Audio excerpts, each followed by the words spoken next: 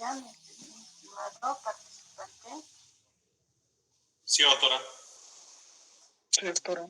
Bueno, la anterior clase nos quedamos en la parte de soldaduras, ¿no? Habíamos suspendido ahí en soldaduras, porque habíamos hablado de la biocompatibilidad ya de las aleaciones, el tratamiento calórico, y nos quedamos en la parte de soldaduras, que era lo que había que continuar hoy. Las soldaduras, por definición, es la unión de dos metales, ¿no? Que pueden ser de diferente contextura o del mismo, ¿no? Y para unir esto nosotros tenemos un procedimiento que se llama soldadura, y en odontología manejamos una soldadura fuerte y una soldadura de plata. Por supuesto hay algunas otras específicas, ¿no? Sin embargo, para que usted conozca, porque muchos procedimientos que nosotros hacemos, inclusive en la práctica diaria, particularmente los ortodoncistas, requiere de soldadura, ¿no? Soldaduras que las hacemos rápidamente.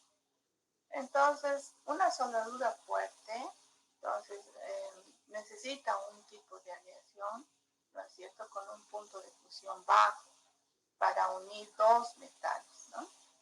La soldadura de plata generalmente es la más utilizada en ortodoncia, por la cual nosotros unimos alambres o con otros componentes de fabricación, ¿no es cierto?, el acero inoxidable y metales no preciosos.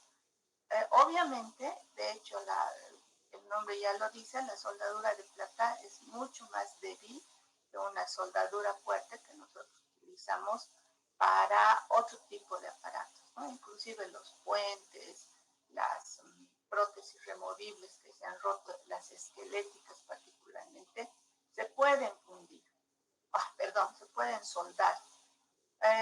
Pero sí quiero que tengan bien en cuenta que esa soldadura es un punto débil, jamás va a rendir, ¿no es cierto?, como lo que puede ser un colado o un forjado, jamás, ¿no? Sin embargo, para hacer la soldadura, nosotros tenemos que ver que los puntos que van a unirse, ¿no? Deben estar completamente limpios, ¿cierto? Se utiliza un fundente en la punta y luego dependiendo si es soldadura de plata o de plomo estaño, se coloca el metal líquido para que los envuelva y los una, ¿no? Es como poner ¿qué se llama esto? Es como envolver con un scotch o con una cinta aislante, ¿no es cierto? O sea, nos ayuda, pero no es definitivo, ¿de acuerdo?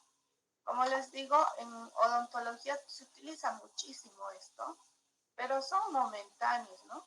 Y están dados para cositas específicas, para fuerzas específicas, ¿no es cierto? No es lo mismo tener forjado el alambre que haber colocado soldaduras como vemos en la gráfica, ¿sí? Ahí está, entonces este es un acero inoxidable redondo que se ha soldado a un alambre también de acero inoxidable cuadrado, pero que está ejerciendo su tracción hacia atrás por medio de las ligaduras, ¿no? Y obviamente esto está yendo a un microimplante, porque necesita mayor fuerza, mayor tracción, ¿no? Bien, nos toca ver las aleaciones para porcelana. Ya habíamos adelantado que los metales que nosotros utilizamos en la copia metálica de la porcelana son especiales, ¿no? Puede ser una aleación de alto contenido de oro, puede ser paladio plata, paladio cobre, níquel, cromo, y en la mayoría de estos, si ustedes se fijan, ¿no es cierto?, son metales nobles. Ya hemos estudiado las características de los metales nobles, ¿no es cierto? Tratamos de que en esas aleaciones sean lo más económicas posibles, ¿no es cierto? Y lo principal de estas aleaciones, ¿no es cierto?, tratan de ser lo menos denso, lo menos posible tener un punto de fusión alto y principalmente que no manche de verde a la porcelana, porque de hecho la porcelana es un material altamente bioestético y si por debajo nosotros ponemos un metal que va a cambiar de color, por supuesto la porcelana va a cambiar de color y no va a valer la pena, ¿no? Entonces también se puede utilizar las aleaciones de paladio-cobre, pero ya hemos visto que el cobre, ¿no es cierto?, mancha de verde a la porcelana, ¿sí? Entonces mucho cuidado con ese tipo de aleaciones que tengan en su composición cobre, ¿no? Como les he mostrado hace rato, las mejores son las de alto contenido de cobre, las de paladio plata, ¿no es cierto? Y entre estas generalmente los mecánicos dentales utilizan más el níquel cromo, ¿no es cierto? Esto es muy utilizado el níquel cromo.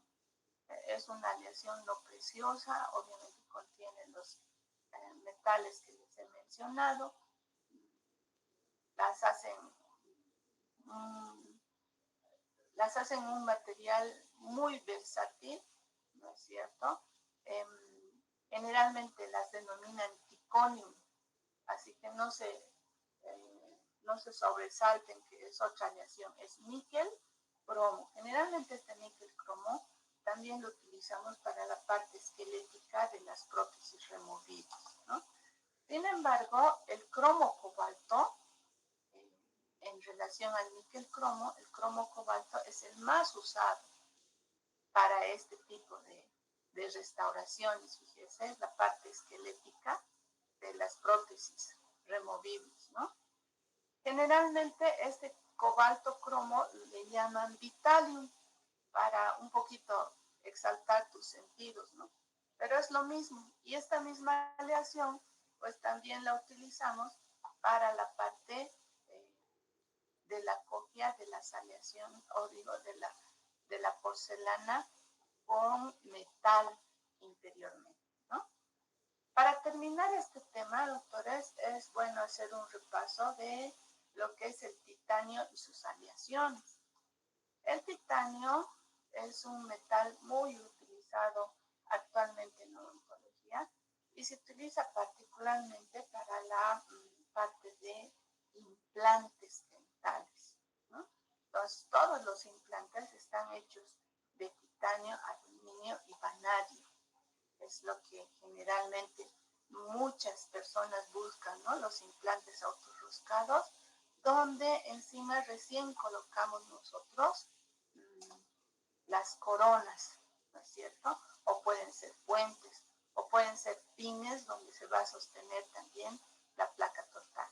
Sin embargo, esta aleación también es dada y muy utilizada en ortodoncia para hacer los microimplantes que ya les había mostrado en la anterior gráfica, ¿no? Donde habíamos visto también parte de la soldadura.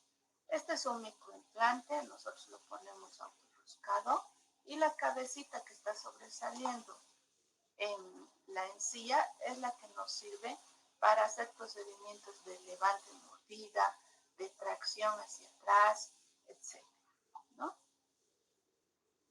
Las aleaciones en ortodoncia, doctores, son variadísimas, pero la mayoría de ellas están en base al titanio y al níquel molibdeno, ¿no? Son aleaciones muy conocidas, generalmente los ortodoncistas dicen un alambre NITI o NITI-Q, ¿no es cierto? Entonces están exaltando en sus siglas qué es lo que contiene esta aleación: níquel titanio, níquel titanio cobre, ¿no es cierto? Algunos son térmicos, otros no, otros son rígidos, otros son de acero inoxidable, y eso va a depender mucho de la terapia y de dónde estemos yendo con la terapia, ¿no? Entonces son aleaciones que están muy arraigadas a nuestra profesión, ¿no es cierto? Entonces, fíjese que en este caso, por ejemplo, nosotros utilizamos estas aleaciones en ortodoncia, incluyendo las soldaduras, ¿no es cierto?, para obtener un objetivo, ¿no es cierto? Y nuestro objetivo es la alineación, la nivelación y conseguir, obviamente, una clase 1 en nuestros pacientes, ¿no?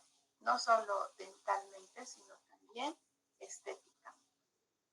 Bien, para este tema he utilizado esta bibliografía, doctores.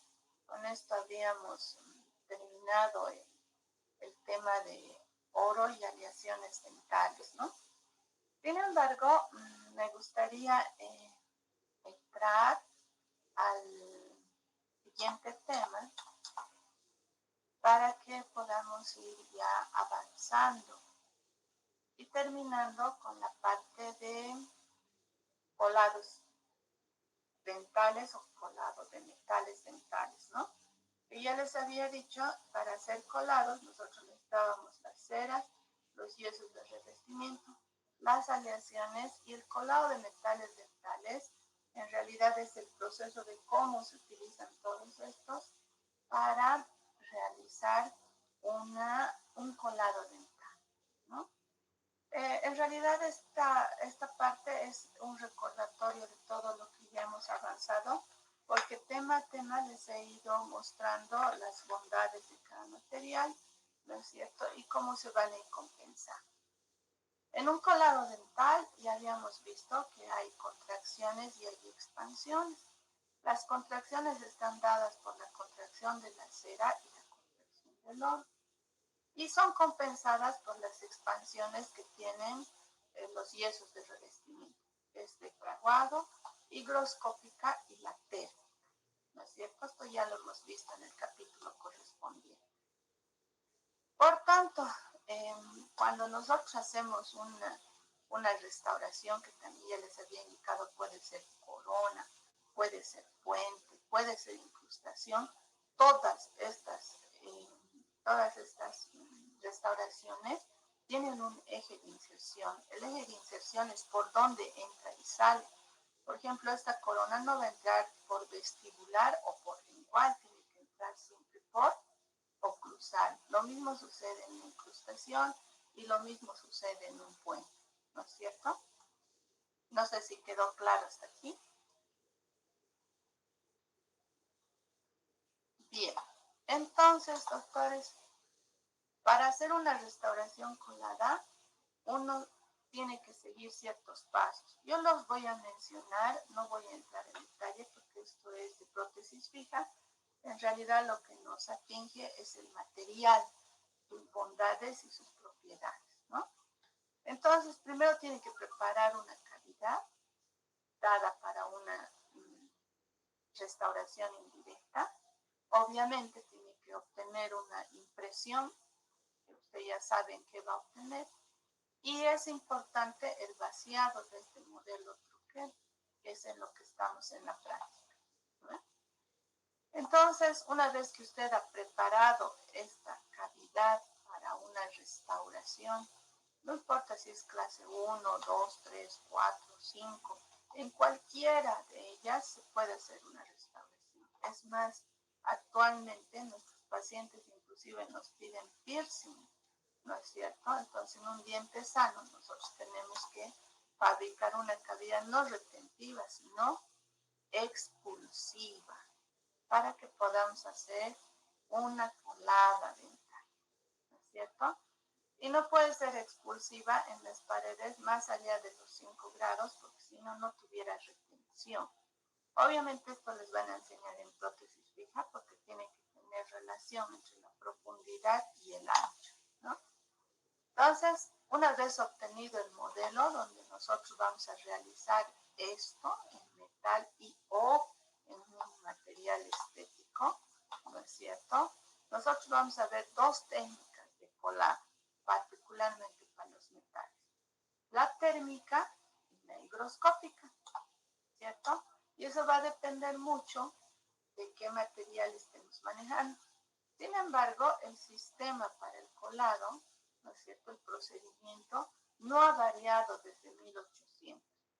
se llama la técnica de la cera perdida, donde hay una variación dimensional del 0.05 que es aceptable y que a percepción de la vista y los sentidos realmente no se nota porque tiene fricción con las paredes, ¿no? ¿Cómo se hace esta técnica de esta técnica de colado dental por el sistema de la cera perdida? Primero se realiza un patrón de cera, que ya lo hemos adelantado en ceras. Se coloca un perno de colado, que a futuro va a ser un bebedero. Se va a revestir el patrón con yeso de revestimiento, por supuesto.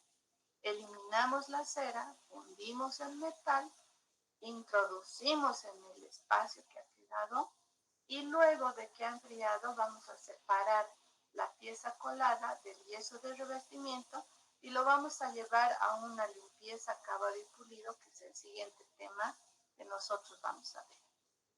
Entonces, el patrón cera, doctores, es lo que ya hemos visto en ceras, ¿no? Que les he mostrado estáticamente. No se preocupen, lo vamos a hacer en clases. Y que puede ser formado ese patrón de cera, ese pedacito que falta, por la técnica de goteo o por la técnica con goteo. Cualquiera de ellos es válido. El objeto es reconstruir la parte que falta del diente, ¿no es cierto? Esto también ya les he mostrado en ceras. Delimitamos el borde cabo superficial y vamos poniendo la cera poco a poco, ¿no es cierto? Luego le damos los detalles hasta obtener la parte que faltaba del rompecabezas, ¿no es cierto? Visto por orbital, por vestibular, y ahí ya tenemos el patrón de cera. A este patrón de cera, este pedazo de cera roja le vamos a agregar, que es el bebedero, y el bebedero se coloca en la parte más gruesa de cera. Generalmente es frente al surco central, sobre el reborde marginal, para que a futuro nos permita el metal entrar con mucha facilidad y sin refluir, ¿no? Ahí, entonces, una vez colocado el bebedero perno de colado, se coloca también la cámara de compensación a 1 milímetro de distancia, ¿no es cierto? Que parece un salvavidas, ¿no? Un donut. El de la izquierda está bien colocado y este está mal colocado porque colocó en el lugar menos indicado, ¿no? Entonces, por eso estoy indicando que tiene que ser en el lugar más grueso y con una angulación de 45 grados. ¿Estamos? Entonces, aquí estamos viendo cómo a través de un alambre vamos a colocar el perno de colado, ¿no es cierto? Ahí, fíjese, 0 grados, su inclinación 45, ¿no es cierto? 45 grados. Lo vamos a revestir y a través de este perno podemos sacar el patrón de cera para llevarlo al revestimiento. Para llevarlo al revestimiento nosotros debemos colocar sobre un embudito que le llamamos peana, ¿no es cierto? Tiene que estar el perno bien recto o a un 90 grados referente a esta horizontal donde está la unión del bebedero con la peana, ¿no es cierto? Acá arriba en color lo tenemos al patrón de cera, el perno de colado y la cámara de compensación. Entonces lo vamos a revestir, lo vamos a incluir dentro de una anilla.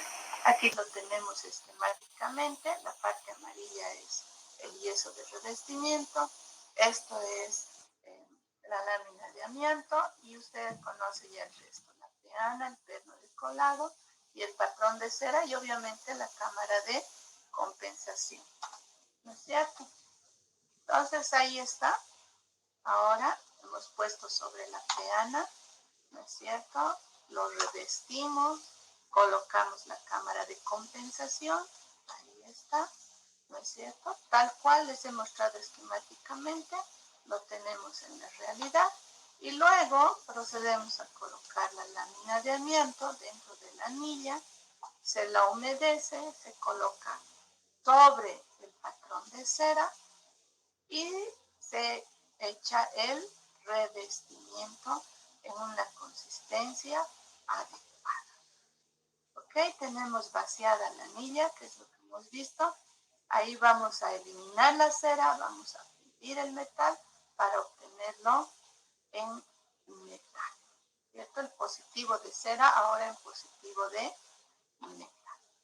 ¿De acuerdo? ¿Cómo es que se obtiene eso? Hasta aquí hemos visto muy bien. Eliminamos la peana, este embudito, y ahí está el perno de colado, donde era la peana, ahora se llama crisol de fundición. Eliminamos el perno de colado, eliminamos la cera, porque de aquí ha salido toda esta estructura. ¿No es cierto? Ahora es crisol de fundición, ahora ya no es perno de colado, es bebedero. La cámara de condensación mantiene el nombre, y lo que era patrón de cera ahora es cámara de colado. Ahí tiene el positivo, ¿no es cierto? Este es el positivo con la cera y este es el negativo donde se ha eliminado la cera. Ahí. ¿Dudas hasta aquí?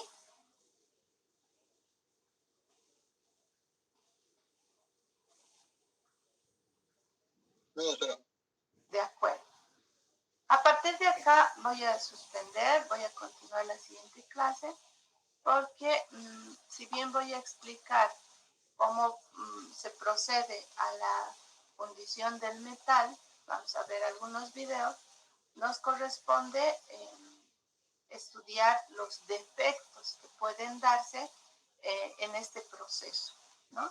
Muchos son defectos del operador y otros son defectos del laboratorista que usted tiene que conocerlos para poder defender su trabajo, ¿sí? Y además valorar si esto vale la pena colocar en paciente o volver a repetir el procedimiento. ¿Alguna consulta, alguna duda, doctores? Una consulta, doctorita. Sí, doctor. ¿Cómo se inserta el metal por dentro del crisol de fundición? No se inserta, mi estimado. Creo que no ha visto las diapositivas.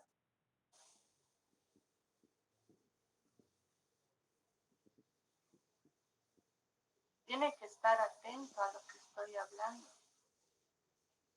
Jamás pongo al yeso. Nunca puse al yeso. Le vuelvo a pasar la diapositiva. Por favor, abra sus ojitos. Este es el patrón de cera, ¿me entendió? Sí. De acuerdo. Este es el alambrito. ¿Está dentro del yeso? No. O sea, me refería a... Entonces, el alambrito se lo pega al patrón de cera. Este alambrito se va a revestir, pero aquí le indiqué que tiene que tener medidas, porque si lo coloca mal no sale. Una vez que ha completado esas medidas, ¿no es cierto? Va a sacarlo, fíjese, estoy agarrando el alambre y tiramos en el eje de inserción y ha salido el patrón de cera. Este patrón de cera tiene que ser incluido, le dije, en la peana. La peana aquí tiene cera, lo va a clavar el fierro ahí. Y luego lo va a revestir de cera, porque el metal, el yeso se prende al metal y no sale. Ahí está. ¿Está viendo? Sí, doctorita. De acuerdo.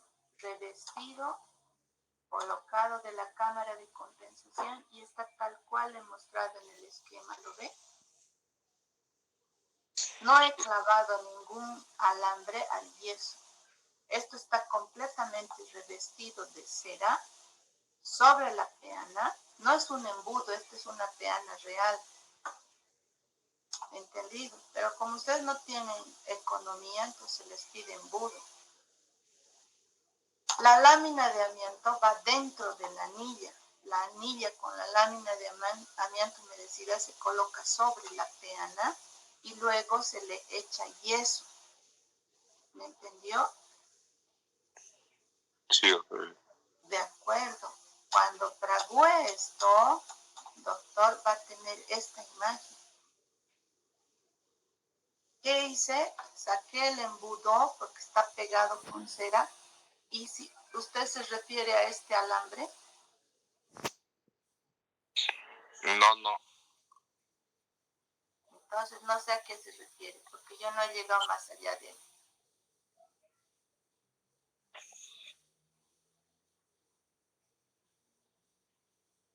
¿No es cierto? Por eso les dije, voy a explicarlo solo hasta acá. La fundición del metal lo voy a dejar para la siguiente clase. ¿Me entendió? Sí, doctorito. De acuerdo. ¿Cuál es su duda? Ninguno, ya está claro. De acuerdo. Ok. ¿Alguna otra duda?